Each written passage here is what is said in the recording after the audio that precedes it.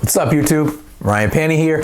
Hope you guys are doing reasonably well. It is time for a review of the new Slipknot record, We Are Not Your Kind, out this past Friday, August 9th. One of my absolute favorite bands to talk about and dissect, as evidenced by the Slipknot Deep Cuts video that I did, the Name That Slipknot Song video, and of course the Slipknot discography ranking, which is by far this channel's most commented on video.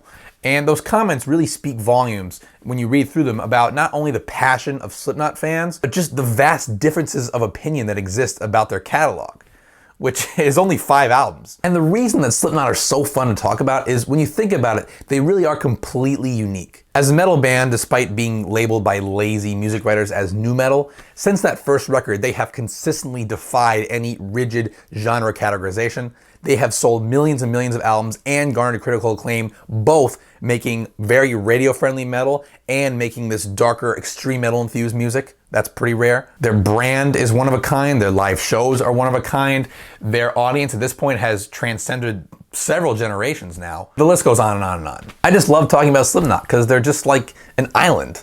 They're a total anomaly in many ways. And when you get to talk about new Slipknot music, it's not, oh, well, here's a mellow death release that you might like if you like At the Gates, or here's this deathcore band that will probably fit on Summer Slaughter. It's just, here's a Slipknot album. And that's just kind of its own thing. And by the way, if you want to see my complete in-depth thoughts on the band's catalog and you want to see kind of my personal biases and where I'm coming from, definitely watch that discography ranking that I did. It goes pretty in-depth. And I think that if we disagree on We Are Not Your Kind, that might give you some insight as to why.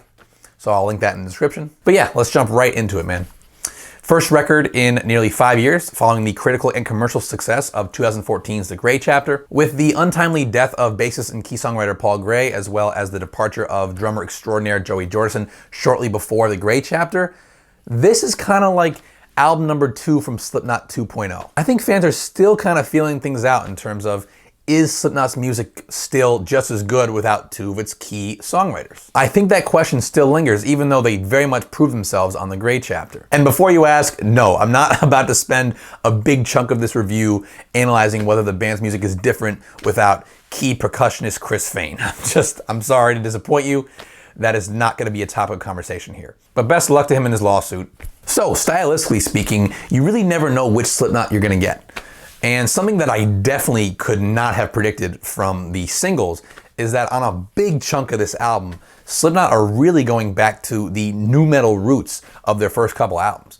Musically, We Are Not Your Kind is way less technical and way more blunt and visceral than The Gray Chapter, and certainly All Hope Is Gone. Take album cuts like Red Flag, for instance, or Orphan, with their combination of frantic aggression and that kind of simple, chugging, bottom-heavy riff style that really populated Self-Titled in Iowa. I mean, Red Flag is so Self-Titled influenced that it even has a jump to fuck up riff at a little bit past the 3.5 minute mark. Which, that part is sick, it just made me laugh. It's just so 1999. I would also toss in the galloping Critical Darling and the lumbering Birth of the Cruel as evidence instrumentally of just the overwhelming early Slipknot vibe on this album. Really surprised me, really threw me for a loop. But not just instrumentally, vocally as well. Corey Taylor's voice eerily sounds just like it did on Iowa.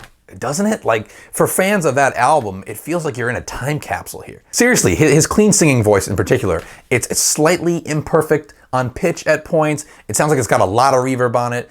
And in choruses like Critical Darling and Orphan, his voice kind of sounds distant and tortured, which is definitely something that was characteristic on Iowa, as opposed to shiny and polished and front and center like it was on Volume 3, All Hope Is Gone, and The Gray Chapter. It's strange, man. Orphan especially, as an individual track, it sounds like it was ripped right off of Iowa, right down to the riffs, the vocals, the production, everything. This is something that I just could not have predicted for this album. And so all these factors and all these retro influences make the bulk of We Are Not Your Kind not only less technical than the last few Slipknot albums, but less commercial as well. The notable exceptions being the lead single Unsainted, which ended up being pretty misleading, I think, in terms of the direction of this album. And then also Not Long for This World, which is very Volume 3.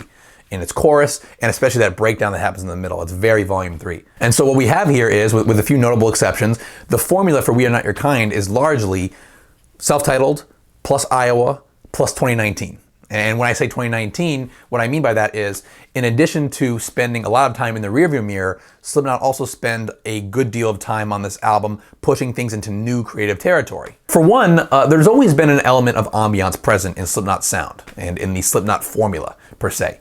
But on We Are Not Your Kind, the band really crank up the focus on ambiance and on atmosphere. Whether it's a real seamless interlude like What's Next, or it's interspersed into the song Critical Darling, or of course there's the nearly 7-minute behemoth My Pain, which, I mean, I'm gonna get killed for this. I'm gonna get killed, but with the eerie bell melodies and the droning white noise, I feel like I'm listening to Burzum's Philosophum at points. Like I don't know whether to meditate or get really anxious. All I know is that I like it. And that's the same feeling I get with albums like that one. Of course, you also have Spiders, which is definitely a potential feature single, as well as video probably, where the band are flirting with odd time rhythms, which is something that's rare in the Slipknot catalog, and yet here they are in 2019, pushing things forward and building a song around it. And boy, do I love to hear the sampling and effects so prominent, not only on Spiders, but just throughout this record. All Hope Is Gone and The Gray Chapter were really a reduction and distillation of the scope of Slipknot's sound, arrangement-wise. Whereas We Are Not Your Kind is very much an expansion, especially in the sampling arena. It's all over this album. Also, Corey Taylor's excellent falsetto in the Nero Forte chorus, that's something that I never could have dreamt up or expected. It's just always so delightful, especially when you're a close follower of a band, to just be surprised like that. So we have this combination of the naked aggression of early Slipknot appearing alongside brand new 2019 Slipknot exploration. Now, all that being said, this is not a universal endorsement of the album. That's just my take on it stylistically, and I think I'm correct about it.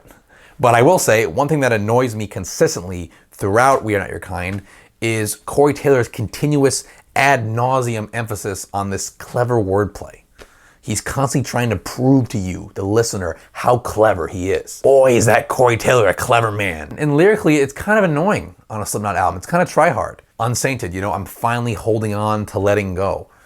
I'm not sure what that means. I get how it's a paradox, I guess. You have on Spiders, everyone's a little bit, a lot of the time. And notice how these lines always come at the end of a stanza, so it's meant to be this mic drop. Like, he just walks away and it's just like, ooh, bars, you know? Birth of the Cruel might be the most annoying one. I'm overthrown, I'm over your throne.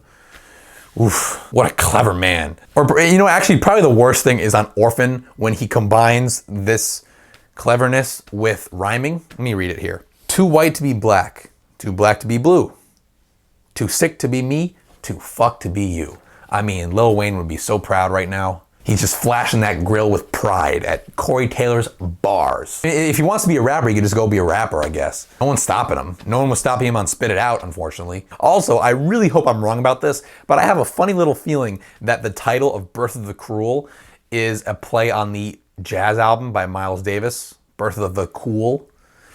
I hope I'm wrong, guys. I hope I'm wrong, but I wouldn't put it past them. Am I being half facetious here? Maybe, but in my opinion, Corey Taylor's sort of never-ending desire to appear super clever, and anyone who's read any of his books knows this about him already, I don't think it plays to Slipknot's strengths. I think it actually takes away from the bludgeoning force of their music. You know, you think about People Equal Shit, I Want to Slit Your Throat and Fuck the Wound. I mean, this stuff was so clever because of how not clever it was. It was so visceral and gut level and just ferocious. And that has always sort of been Slipknot's strong suit to me. And I'm not sure this sort of cheeky wordplay plays into that strength. It's just a little bit try-hard to me. Although I do want to balance this point out with praise for genuine lyrical highlights, like Not Long for This World is my favorite track lyrically. Take this excerpt, for instance. Greatest conclusion that I ever had was when I woke up and said that's enough. Living never felt so bad. You don't accept it and I don't care. Bear yourself above all your guilt.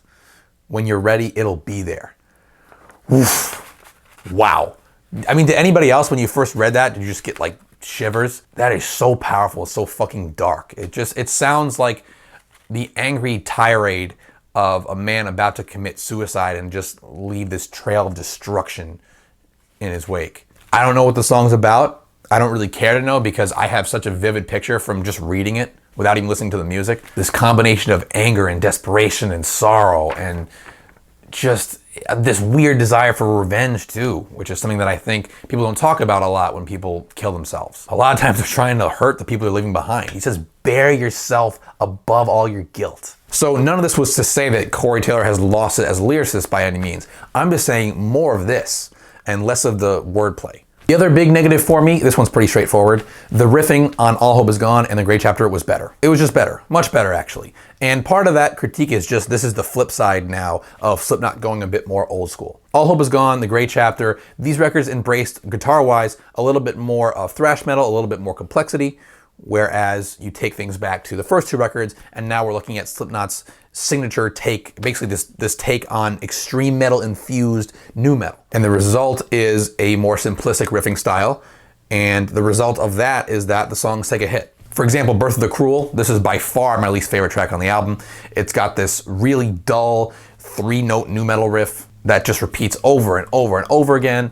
It's got an even more slumber-inducing breakdown section. The Nero Forte guitar riffs are very shallow and surface level, and they all center on this one pretty uninventive motif, and this drags down the otherwise superb chorus in that song. It's very unfortunate. Just a few little taglines, a few little unexpected changes in those riffs, and the song would have been probably the best on the album. What I'm saying also applies to a lesser extent to the song Critical Darling. You basically have one riff just being repeated in one octave and then another octave, and then you have the extreme metal, I guess, pre-chorus, where it's just one octave, drop down to another octave. It's just, I mean, this is, I guess, guitar talk. If you don't play an instrument, you don't care, but to me, that's like a huge part of the listening experience. So yeah, go back and listen to The Great Chapter and All Hope Is Gone. You'll hear these twists and turns in the guitar riffs that just spice things up a little bit that this album doesn't really have. And that might be on purpose. It really might.